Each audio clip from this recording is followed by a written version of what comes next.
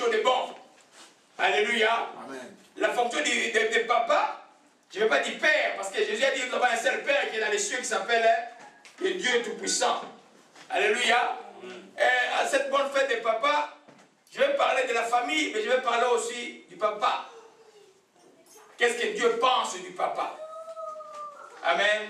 Vous savez, aux États-Unis, vous voyez que la plupart des familles sont devenues monoparentales. Les papas sont dehors, ils sont partis. Ils ne sont jamais plus revenus. Il y a des enfants qui n'ont plus eu un papa depuis 20 ans, des histoires incroyables qui se passent ici à l'Amérique du Nord. Alléluia. L'homme est comme émaculé. Et il est comme diminué. Il a disparu presque de la société. Hier, j'étais à l'université quelque part, il y avait une studente de thèse. Les gens ont créé 4 jours et retourné dans la salle avec des femmes. Je n'ai même pas vu un homme. Je crois qu'il y avait un homme qui est parti vite. Alors, alléluia. C'est le temps de la fin. Hein. Il y a beaucoup de signes de temps de la fin. Alléluia. Alors, aujourd'hui, je vais commencer d'abord de vous parler comme papa ici à l'église. Je suis votre papa spirituel. L'église ne peut pas marcher avec le pasteur tout seul. Quand on dit arriver à temps, ranger des instruments, c'est pour que les choses marchent. Voilà, ce qui se passe aujourd'hui, ce n'est pas normal. Amen. On doit avoir le temps de mettre les choses en place, de tester les choses. Parce que ces fils ici, c'est pas. Et de tester tous les fils, tester et voir que les choses marchent. Et puis nous commençons. Alléluia. Si nous ne le faisons pas, ça devient compliqué pour nous. Et ça a été une distraction terrible pour moi. Vous pouvez imaginer. Le matin, ce qui était chez moi, le matin, je suis rentré avec une puissance incroyable. Arrivé sur tout, et quand était comme dilué. Amen. Alors il faut faire attention, mes bien-aimés. Comme j'ai toujours dit, moi, je n'ai pas d'état d'âme par rapport à certaines choses. Vous voulez servir Dieu, soyez sérieux avec Dieu. Vous ne voulez pas servir Dieu et rentrer à la maison dormir. Il y a beaucoup de lieux de distraction. Hier, j'étais dans une campagne, j'ai vu qu'il y a beaucoup des endroits où on peut vous prêcher des choses qui vont vous plaire. Amen. Et quand les choses sérieuses arrivent, là, on va chercher des pasteurs qui sont cachés quelque part. Alléluia. Soyons sérieux avec Dieu. Quand on arrive à temps, arranger des instruments, testons les choses. Ceux qui sont disposés à être ici à temps, soyez à temps. Alléluia. Soyez correct avec Dieu. Parce que je n'ai pas aucun état d'âme par rapport aux choses de Dieu. J'aimerais avoir cette impression qu'il y a au ciel, qu'il n'y a pas 100 qui vont en enfer. Alléluia. C'est ça aussi la fonction du papa. C'est de pouvoir corriger. C'est tellement important. Nous devons arriver à tester toutes les petites choses qu'il y a ici. Quand nous sommes partis en adoration, il ne faut pas qu'il y ait un problème technique. À moins que ce soit une attaque diabolique. Alléluia. Amen. C'est important de bien aimer ces choses-là. Parce que chacun a sa place dans le corps de Christ. Alléluia. Amen. Amen.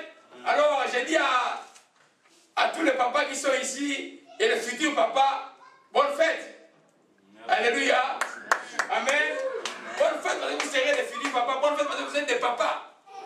Alléluia. Et dans l'image que les gens projettent dans la société du papa, généralement, c'est... Ici, par exemple, c'est quelqu'un qui peut pas s'occuper de ses enfants. Amen. Toutes les lois ont été faites ici pour privilégier la femme parce que selon eux, la femme était brimée. Mais j'ai dit que la société il y a 30 ans allait mieux qu'aujourd'hui. La société a beaucoup d'argent aujourd'hui, beaucoup de moyens, mais l'homme est immaculé, la famille est détruite. Alléluia. Amen. Je ne peux pas que ce que j'avais le matin et que essaie de me faire grâce que cela retourne parce que c'est très très profond. Alléluia. Amen. Amen. Alors je dis à tous les papas, il faut être fiers de tes papas. Alléluia. Comme disait Côté Ngalas hier, il dit, mais quand il a prononcé le mot, moi j'avais un peu la tête comme plongée dans les dits. Il dit les spermatozoïdes, il y en a 250 millions. Mais un seul vague pour qu'on fait roder une ville pour que l'homme puisse exister. Donc ce n'est pas par hasard que vous êtes nés parce que c'est Dieu qui a destiné cela. Alléluia. Amen. Alors, là, on dit Jésus est fils engendré de Dieu. Amen. Amen. Engendré de Dieu. Venu de Dieu. Alléluia. Alors, la même chose, dans les choses que Dieu, comme Dieu a fait, et par l'homme en sémence, et le vide prend vie, et l'enfant naît. Alléluia. Dieu a fait des choses comme là, il a fait des mères, aussi bien La mère n'existe, la femme n'existe pas sans l'homme, l'homme n'existe pas sans la femme. C'est très important dans la société que les gens comprennent quel est le rôle du papa. Je ne vais pas penser à mon père, parce que nous avons un seul père qui est dans le ciel, qui est le Dieu Tout-Puissant. Alléluia. Alors, le papa, c'est ce que l'Esprit me disait le matin, c'est la vision d'un bateau. C'est qu'un capitaine du bateau. C'est un capitaine d'un bateau. Amen. Quand vous allez lire ce que c'est dans un bateau, comment c'est fait, je ne connais pas tous les embarquements, je sais qu'il y a les capitaines et puis il y a beaucoup de gens, puis il y a le matelot et tout, mais les capitaines, c'est lui qui tient une chose importante, qui a plein de choses dans les bateaux, qui conduit les gros bateaux, il a plein de choses, comme ça, comment ça s'appelle le gouvernail. Alléluia. Alors j'ai toujours dit, quand j'étais à la fin des mères, j'ai dit simplement ici que le papa a la vision de la famille. Amen. La mère a la stabilité de la famille. Alléluia. En deuxième temps, on voit une vision. Je dois être en mouvement dans la famille et quelque chose qui va de gloire en gloire avec un papa qui voit loin.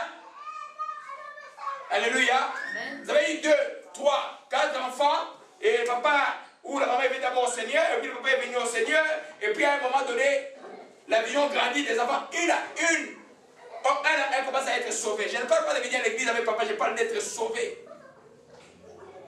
Être sauvé, ça signifie que tu as une expérience personnelle avec Jésus-Christ de Nazareth. Et tu peux observer que c'est bon d'être avec le Seigneur. Alléluia. Amen. Donc le papa, c'est un capitaine du bateau. Tous les papas disent, les qui sont ici disent que je suis le capitaine du bateau. Amen. Qui dit que tous les papas disent je suis le capitaine du bateau. Qu'est-ce qui se passe dans un bateau sombre? Un capitaine fait en sorte que tout le monde part, il reste le dernier sur le bateau. Souvent, il meurt. C'est ça dans la loi maritime. Il est le dernier à sortir. Je n'ai pas voulu prendre les pilotes parce qu'avec l'avion c'est très rapide, là, tout ce peut pas tenir. Mais le bateau, vous avez le temps, l'eau entre et puis le matelot prend des chaloupes, les gens entrent dedans et puis le papa reste le dernier à sauter. Amen. Quand vous allez suivre l'histoire du Titanic, vous allez voir comment les choses se passent. Le capitaine est le dernier. Amen. Ça dit que pour devenir capitaine, là, il y a des choses que tu dois apprendre. On ne devient pas capitaine à un seul jour. C'est pas de les gens, dès qu'ils sont petits, nous demandent de commencer à les renseigner que voilà ce que ça signifie être père. Ou être papa. Alléluia. Amen. Être papa, ce n'est pas un géniteur. Amen. Ce n'est pas un géniteur. Ce n'est pas comme dans les événements, nous avons les génisses et puis qui deviennent des taureaux et puis qui vont ensemencer des vaches et puis ils ne savent même pas pourquoi ils ensemencent. Amen. C'est papa, c'est plus qu'un géniteur. Alléluia. C'est le visionnaire de la famille. C'est pourquoi c'est très important que la mère qui est comme la stabilité de la famille marche en accord avec celui qui est la vision. Parce que la stabilité, c'est quelque chose de statique. Vous comprenez le terme statique? Ça ne bouge pas. Mais quelque chose qui est statique mais qui est collé à une vision va quand même avancer. C'est pourquoi c'est très important pour nos jeunes gens quand ils vont se marier pour suivre ces messages à travers le monde. Quand vous êtes jeunes, des enfants qui sont petits, déjà 12, 13, alors nous les enseignons déjà pour les responsabilités d'être un homme. Amen. Amen. Alors un jour j'ai dit à mon fils Moïse, je vais t'apprendre à être un homme. Il y avait quelque chose à la maison qui n'était pas correct. Il y avait un carat qui traînait quelque part d'autres enfants. J'ai dit, toi tu vas apprendre. Moi c'est pas moi, toi tu vas commencer à apprendre. Je lui ai dit, c'était pour former quoi? Le caractère, le muscle spirituel. Et petit à petit, ça habitue. Et petit à petit, dans la vie, tu peux te trouver dans des situations qui sont compliquées. Si tu es un papa qui n'a pas appris à supporter des choses, tu ne seras pas un bon capitaine. Alléluia. Amen. Amen. Alors, donc, les choses de Dieu sont faites en sorte. Aujourd'hui, c'est pourquoi j'ai la distinction de tout à l'heure méritait tellement. J'ai dit, mais c'était. Amen. Il faut que je perde ce que Dieu m'a donné le matin. Alléluia. Amen. Donc, c'est dans les cadres familiales que nous allons parler aujourd'hui. Nous allons parler des papas qui sont ensemble, des papas qui sont seuls, et des papas qui sont un peu éloignés de la famille parce qu'ils ont des problèmes, ou les papas qui n'ont plus de famille. Tu as pu jouer un rôle. Ça peut être l'homme qui peut être un coach pour un enfant, pour lui enseigner c'est quoi être la vie de l'enfant, pour que la vie de l'enfant ne soit différente de la vie antérieure de ceux qui l'ont précédé. Nous venons en Jésus-Christ, ce n'est pas pour recopier la vie de nos pères. Amen. Sinon, moi, je serais même pas polygame aujourd'hui. Amen. Mais nous venons au Seigneur pour avoir une vie nouvelle, qui est différente de la vie de nos parents. Alléluia. Amen. Amen. Allons dans 1 Corinthiens chapitre 11.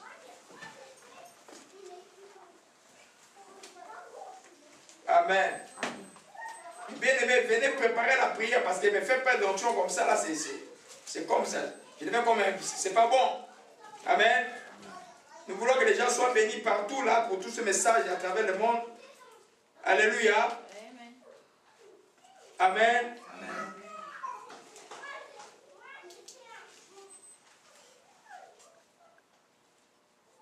Amen. Amen. Ok, on va lire rapidement. On va lire. Papa Nari, tu peux m'aider du verset 1 jusqu'à. Oh, lis un peu jusqu'à peut-être 3. 1 Corinthiens. Oui, chapitre 11, verset 1 à 3.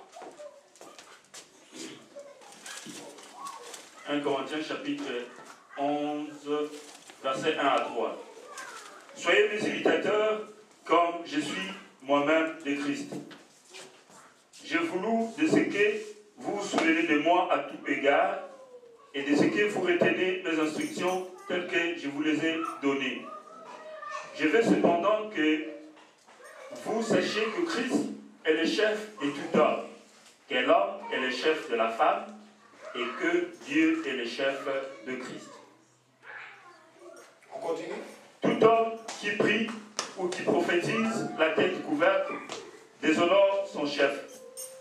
Toute femme, au contraire, qui prie ou qui prophétise la tête non voilée déshonore son chef. C'est comme si elle était rasée. Car si une femme n'est pas voilée, qu'elle se coupe aussi le chevet. Or, s'il est honteux pour une femme d'avoir les cheveux coupés ou d'être rasée, qu'elle se voile. L'homme ne doit pas se couvrir la tête, puisqu'il est l'image et la gloire de Dieu, tandis que la femme est la gloire de l'homme. En effet, l'homme n'a pas été tiré de la femme, mais la femme a été tirée. Oui. Amen. Amen. Amen. C'est le verset 3 qui nous intéresse. L'ordre de Dieu. Amen. On va voir ça l'Éphésiens, comment Paul explique d'une autre manière. Amen. Il dit simplement que je vais que c'est quelque chose de Christ est le chef de tout homme et l'homme est le chef de la femme. Alléluia. Amen. Amen. Chef, il faut le prendre dans le sens de capitaine. Je sais qu'est-ce qui peut représenter un bon chef. Un capitaine prend soin de tout son bateau. Un capitaine doit assurer que c'est lui qui est le garant de la sécurité de son bateau quand il quitte le port d'Anvers pour arriver à Matane et Kinshasa. Un capitaine, il a moins de sommeil que tous les autres matelots. Il a le droit de surveiller son bateau parce qu'il sera responsable du bateau à quelque chose, où il y a une collision par exemple dans la mer. Je n'ai pas eu le temps d'aller je n'ai pas eu le temps d'aller lire sur les armes maritimes pour comprendre un peu, mais c'est des choses que j'ai